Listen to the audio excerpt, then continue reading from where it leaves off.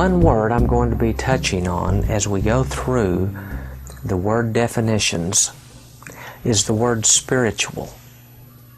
I am really going to key on what that word means. Regardless of how you understand soul and spirit, regardless of what that means to you, spirit is an inward thing.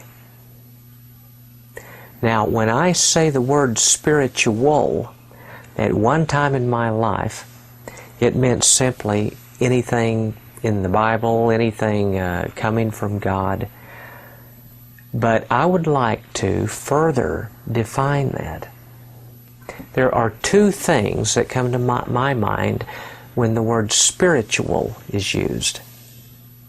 Number one, coming from the Spirit, coming from God. But number two is applied inwardly, applied to the Spirit. If it is spiritual, it isn't just simply something about the Scriptures, some Bible story, but it is a meaning, a word being given an inward meaning. Spiritual means of the Spirit applied to the inward man. Spiritual.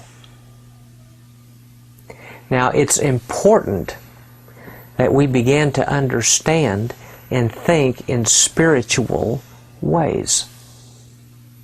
Because when we look at the Old Covenant and the New Covenant, that is the difference between the two. The difference between the Old Covenant and the New is that the Old Covenant was written on a table of stone. Deuteronomy 4:13. But the New Covenant is not written outward, it's written on the heart, in the mind. Read Hebrews 8. Read Jeremiah 31, 32. Read where the New Covenant is defined. It's written on the heart. So, the difference between the Old and the New Covenant, one was of the letter. The New Covenant is of the Spirit applied to the inward man. He will write it on your heart, in your mind. Spiritual. Every word that we touch on from this point forward will be spiritual. If you'd like more information about Scott Stanley and DTG Ministries, please visit dtgmin.org.